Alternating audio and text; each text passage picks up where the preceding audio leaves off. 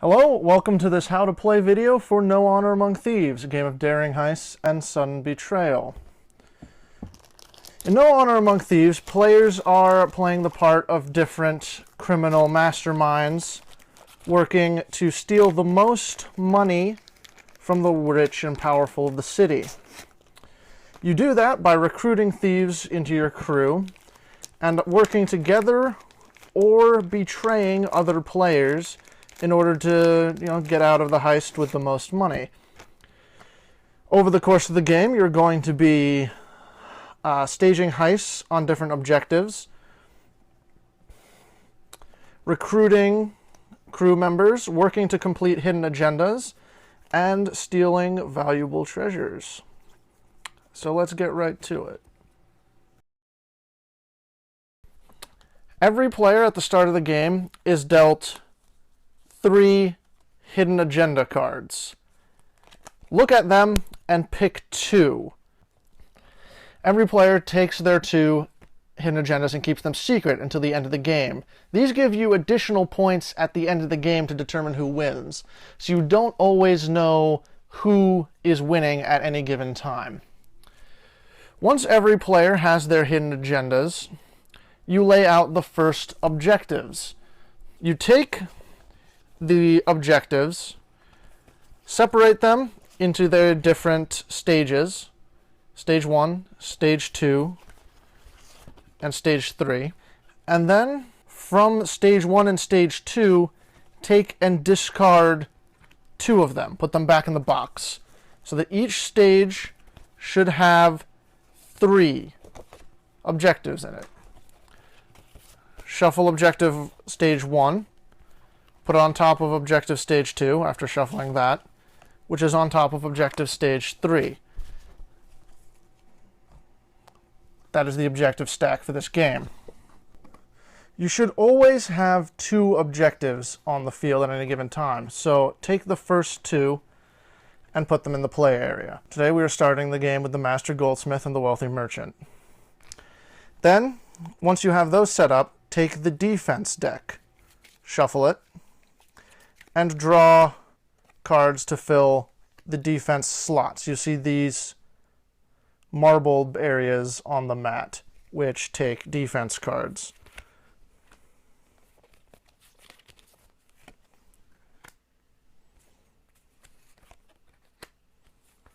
Fill those out so that people know what they're getting into when they try to heist these objectives. Then, once players know what they're going to be getting themselves into and what their own motivations are, you do the character draft. Take 2 cards for each player and lay them out where everyone can see them. Starting with whichever player grabs the dice first, players go around in order and pick 1 character from the draft.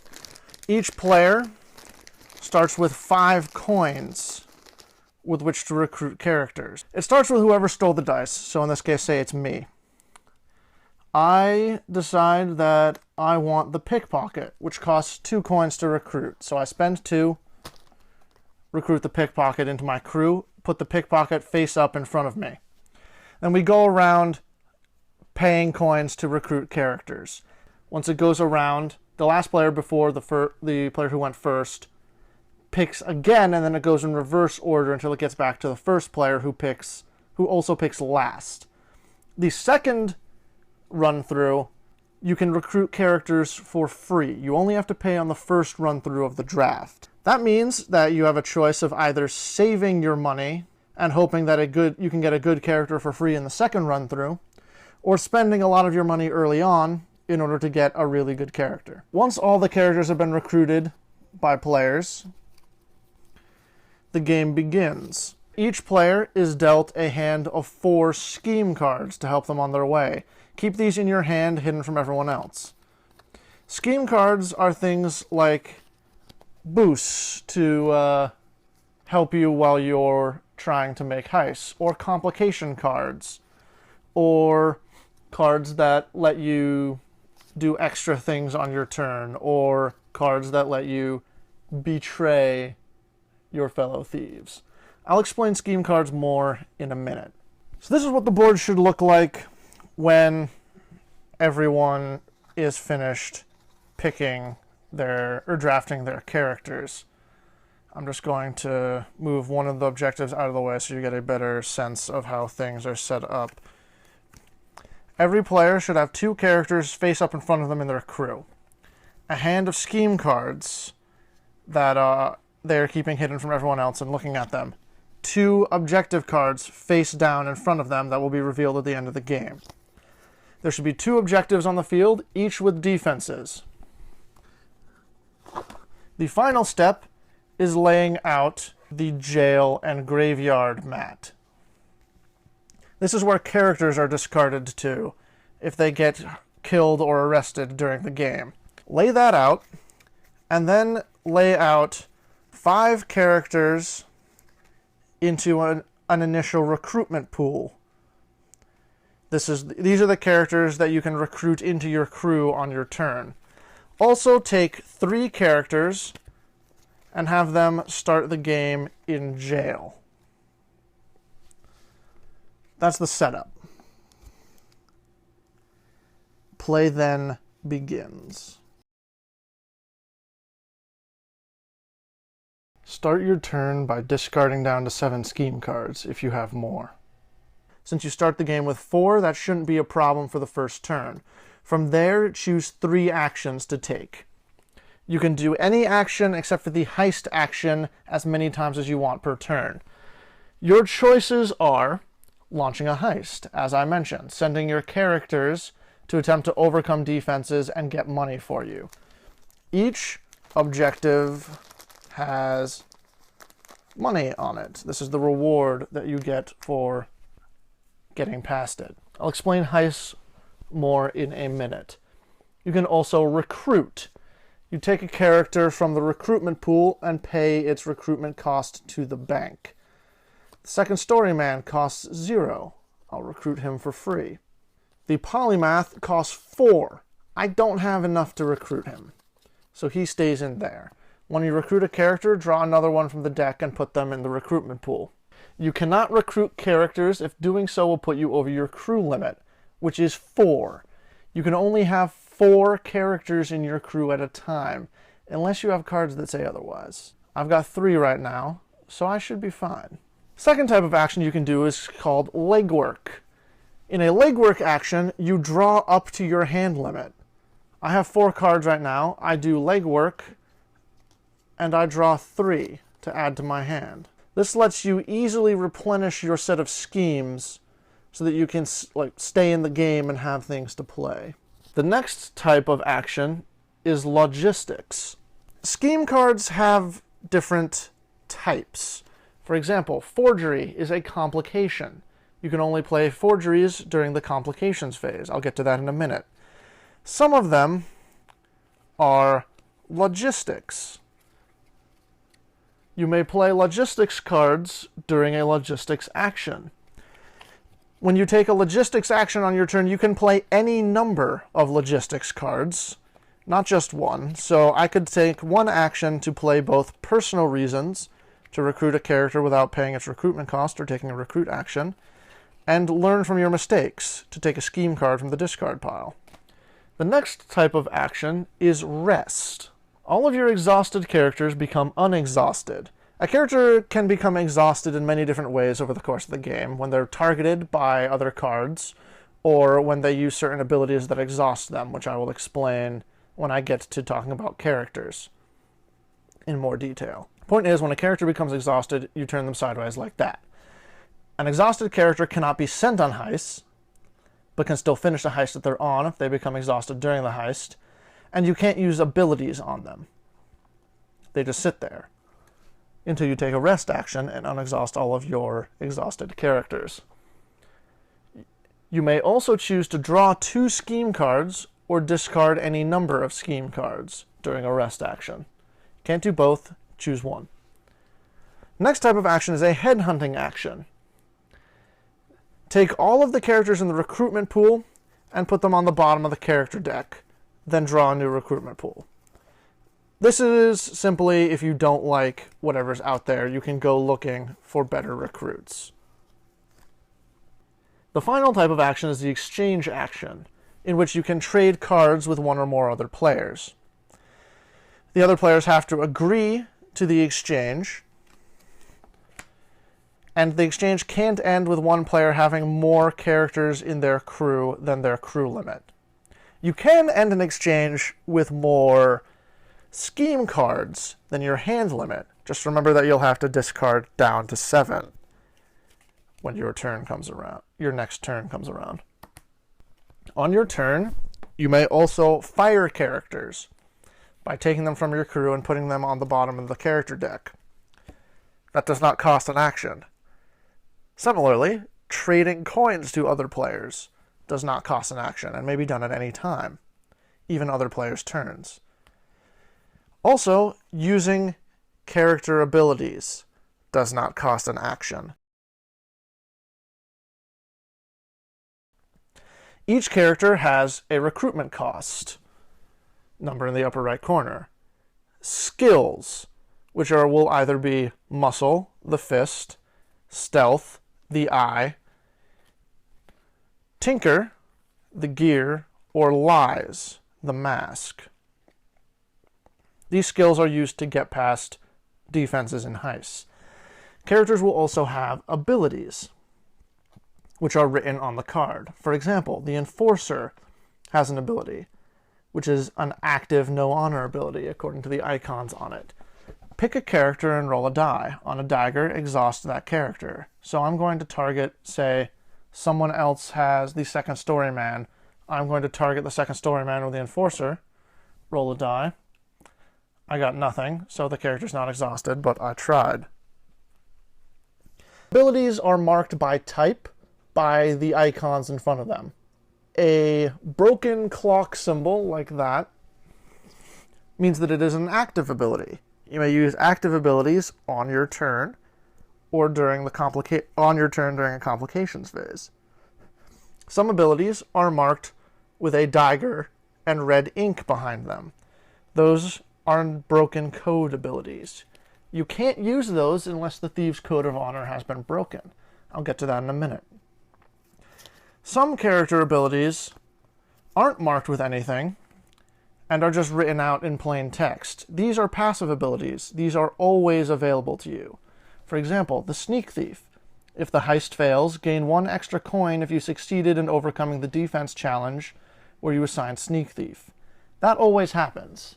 That's not something that you need to activate. Some character abilities are marked with a little fire icon. Those are reaction abilities. Reaction abilities you can play in response to someone else playing something. So for example, the pickpocket. At the end of a heist, take a coin from the share of any player involved. That's a reaction. You do that in reaction to someone like ending a heist. Like active abilities, you have to exhaust a character when you use them, or when you use a reaction.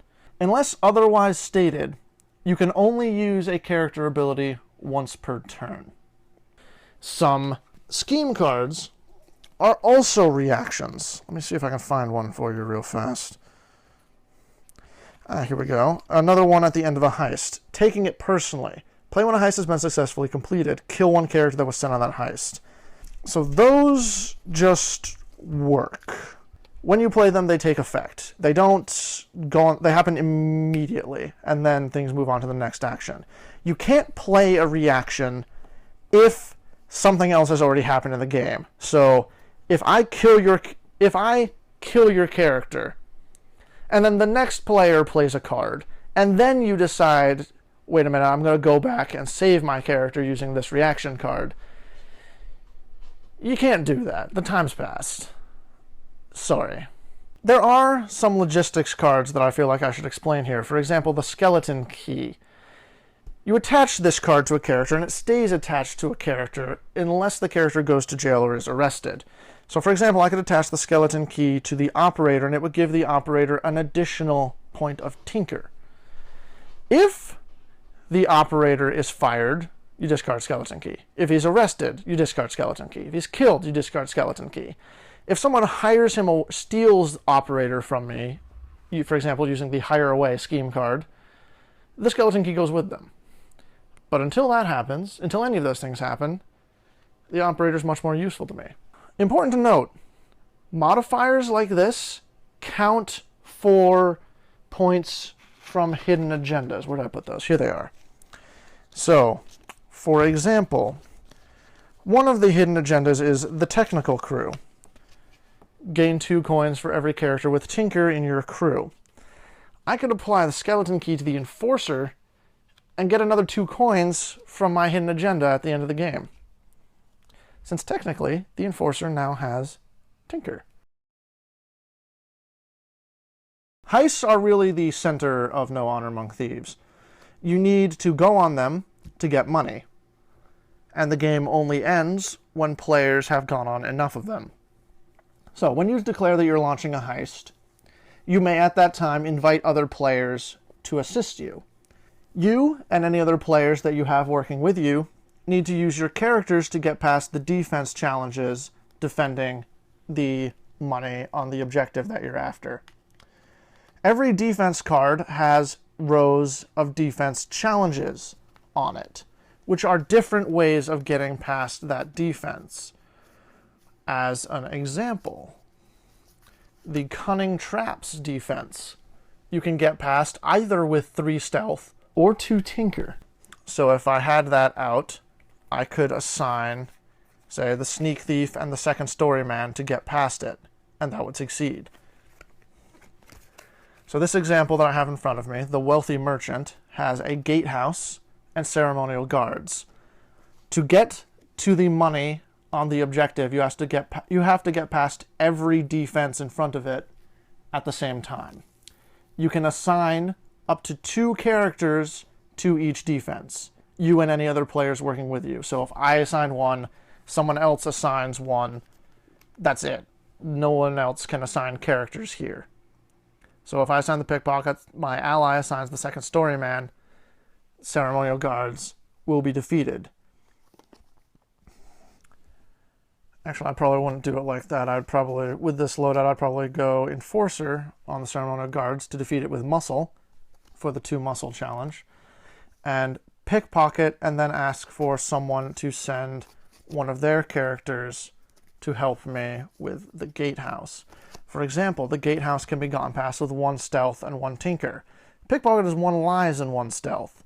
So if I get someone who has a point of Tinker, they can help me get past that. I say, help me with this. I will give you 3 coins out of the 6 that completing the objective gets us. They agree. We go in. Now, at this point, the complications phase happens. Once all the characters are assigned, you can only assign a character to 1 defense, by the way, so be careful about where you're sending people. I can't send the Enforcer to both places. After that, the complications phase happens.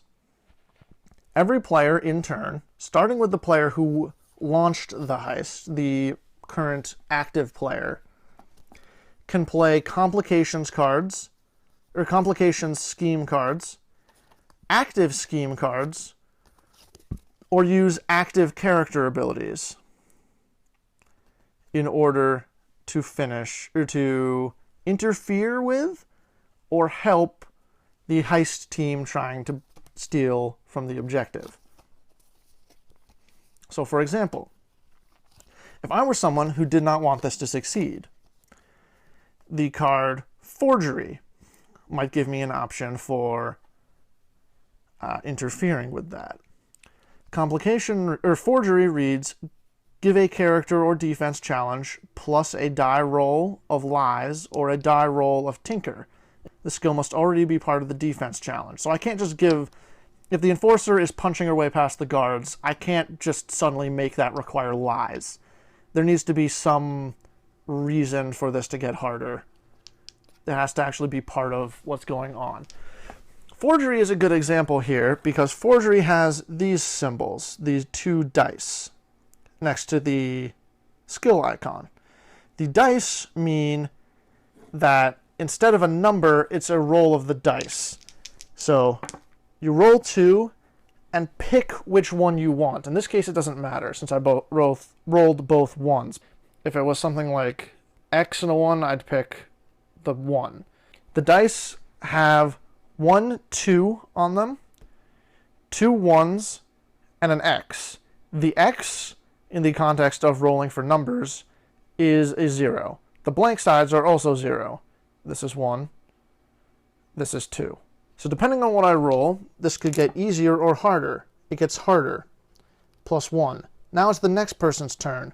They can either pass or choose to interfere as well. If it's someone who's on the heist, they're likely going through their hand looking for some way of trying to boost their side back up. So for example, another card that gives a lies boost, or something that gets past the thing entirely. For example, the card Swagger can give a lies boost. Someone plays that, rolls, oh, gets nothing. Comes around. It goes around like this until every player has had a chance to play and has declined. Once a round happens where every player passes, the heist ends and is resolved. Did you succeed? Did you fail? Any scheme cards that are used are discarded. Characters go back to their respective players. If the heist failed, any defense that the players successfully got past is replaced. So if I successfully got past the ceremonial guards, that's discarded and is replaced. Or for every defense that the heist team successfully got past, the person or people getting past it gets some money. Every successful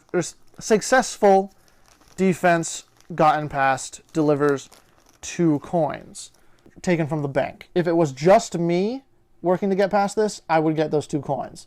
If it was me and someone else, since you can only have 2 characters on a defense challenge, the coins are split between those 2 players. Each player gets 1.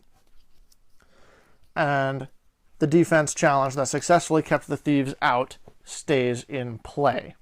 If the heist fails, you also will roll on the heist failure table on the objective. Each objective has a different one. Take a die and roll it for every defense that you failed. A roll of nothing usually means no effect. Sometimes not, but usually. So for example, the wealthy merchant. A blank side is no effect. One dagger is discard a scheme card. Whichever player or players have characters on that defense, discard scheme cards. 2 daggers is also discard scheme card. An X is a character is arrested. Now, if it's just you on there, just one player's characters on that defense, then that player picks which of their characters that they sent is being arrested. It has to be a character that was trying to get past that defense. If multiple characters, or multiple players sent characters, then you roll off. Whoever gets the most daggers on their roll picks which character is sent to the jail or the graveyard if it says character killed. An X on that roll-off counts as -1. If the heist succeeds, and it was you alone heisting it, you just take all the money. If it was successful and you were working with someone else, which is more likely in most cases, it's time for the moment of truth phase. Each player takes a card from their hand and puts it face down in front of them, and then reveals them at once. Regular cards of the logistics, active, or complication type, do nothing and are returned to your hand. Cards of the moment of truth type have their effect happen. For example, betrayal. There are other moment of truth cards that aren't betrayals, of course, such as side job. If you are not betrayed, gain 2 additional coins for completing this heist. And cards that help you deal with betrayal, such as Paranoia, which gives you money from the betrayer if they betray you, but makes you pay them if they don't. Betrayal is the big one, though. You have betrayed your fellow thieves and seized the prize for yourself. What that means is, instead of taking your agreed-upon shares, for example, from the 6 coins here, taking 3 and 3, you would take up to 8, which is the number on the betrayal card. Other betrayals have different numbers on them. This particular one is 8. Since there's only 6 coins, that means the betrayer gets everything, and the other player gets nothing. You always have to be careful of who you're working with in this game, because everything can go south at the last minute. Once a betrayal happens, the Thieves' Code of Honor has been broken. I mentioned earlier that there were abilities marked with red and a dagger that you couldn't use before the Code of Honor has been broken. Now is that time. The Code of Honor is broken. So these abilities can now be used for the rest of the game. So before the Code of Honor was broken, the Enforcer cannot forcibly exhaust other characters. The Veteran cannot kill people. The Assassin can't kill people.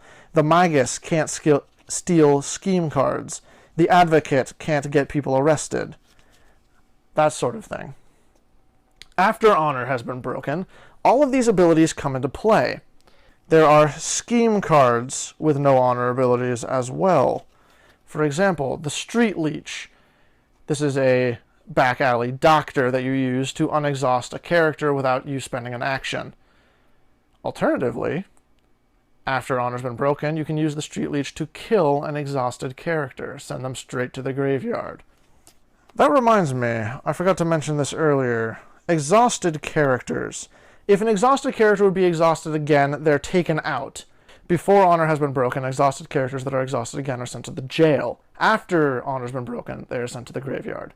Once Honor's been broken, it remains broken for the rest of the game. You can't get it back. Trust is a fragile thing. And if you break it, that's that.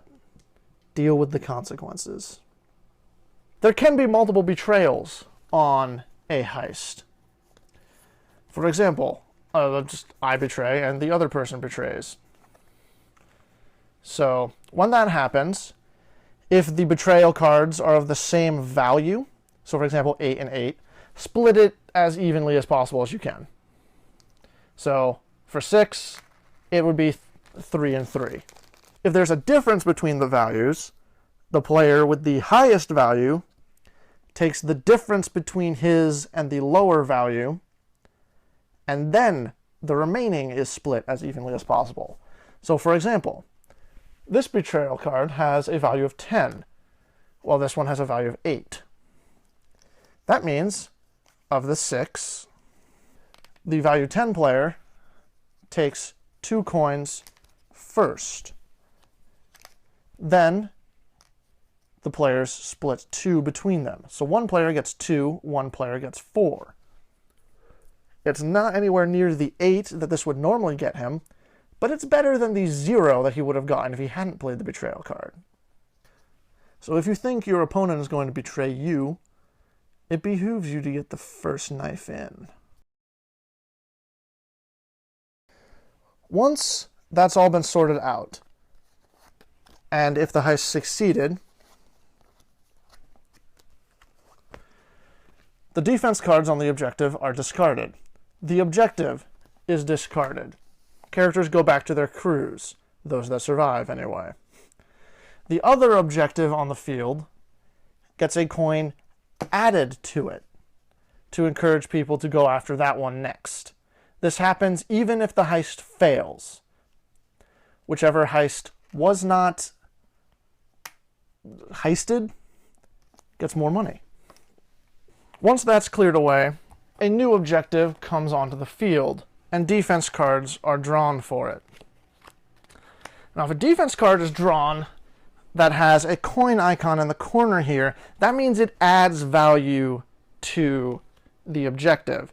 So this objective, by default, has a value of 8. This objective, defended by the thief taker, has a value of 10. If, during the course of the game, the thief taker gets discarded and replaced, that coin still stays on there. And if the new defense has a coin value, that gets added on as well. It doesn't go away. So the thief taker is also a city watch defense. I mentioned earlier that when you fail a heist, you roll on the heist failure table there. When you fail a defense that is a city watch defense, you roll on a different failure table. This is in the rule book. The table is blank, no effect. Dagger, character is arrested. 2 daggers, character is arrested. X, all characters are arrested. When that says all characters, it means all characters on the defense, not all characters on the heist. Similarly, if a heist failure table says all characters killed, it means all characters on the failed defense that you're rolling for, not all characters on the heist. That's something that is important to remember so you don't lose your entire crew and one botched job. Now, you can only do 1 heist per turn, and so it's usually the big event on your turn. You're going to want to do 1 heist a turn if you possibly can, because that's how you get money, and money is how you win the game. The person at the end with the most coins wins. You can also heist the graveyard, or sorry, the jail, not the graveyard. You can heist the jail. The jail has a standard defense called the jailer, which you can get past with 2 of anything. Now remember, heisting the jail counts as your heist for the turn, so you don't get money. However, if you heist the jail and succeed, no one interferes.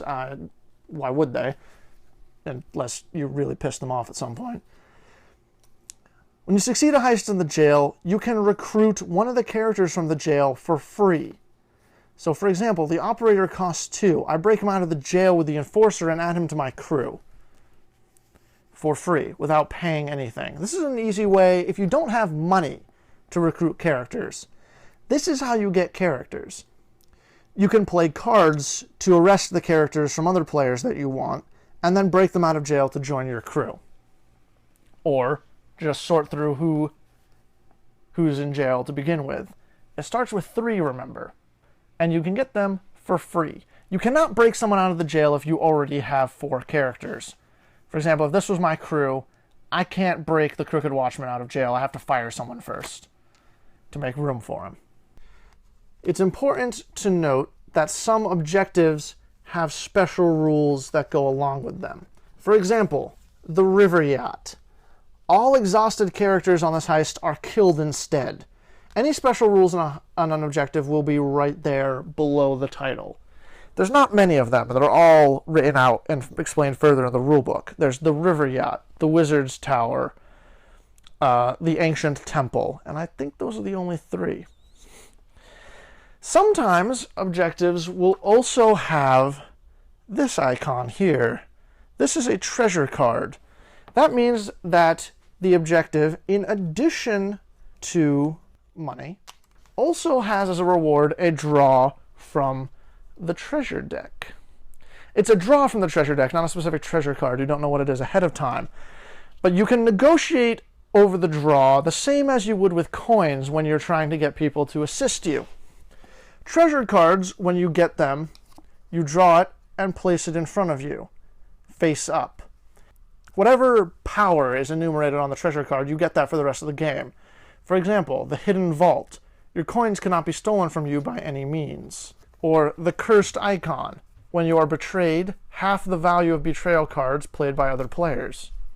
Treasure cards just give you that extra little power, that extra little ability. that help you come in first in the game of rogues. Now, if there is a betrayal, the betrayer, in addition to whatever other stuff they get, gets the treasure cards.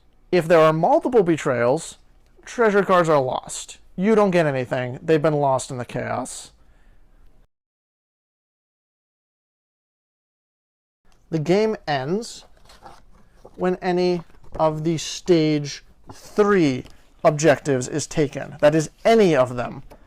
These are the King's Palace, the Royal Mint, and the Queen's Castle.